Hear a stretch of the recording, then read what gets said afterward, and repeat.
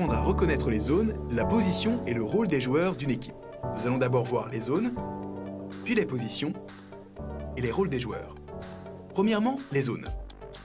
Les 6 joueurs d'une équipe se répartissent en 2 zones.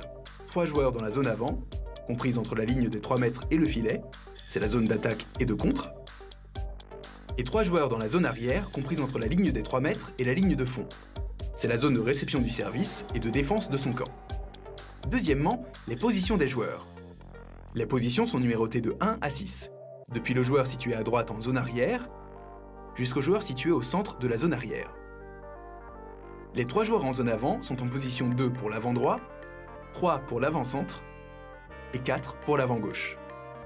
Les 3 joueurs en zone arrière sont en position 5 pour l'arrière gauche, 6 pour l'arrière centre et 1 pour l'arrière droit. Lorsqu'une équipe gagne le droit de servir, les joueurs tournent dans le sens des aiguilles d'une montre. Le joueur 2 passe en position 1 et va servir.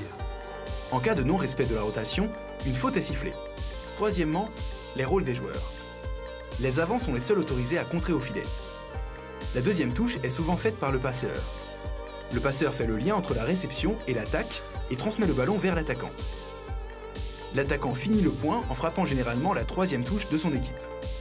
Les joueurs arrière réceptionnent le service et défendent l'attaque adverse en passant la balle au passeur.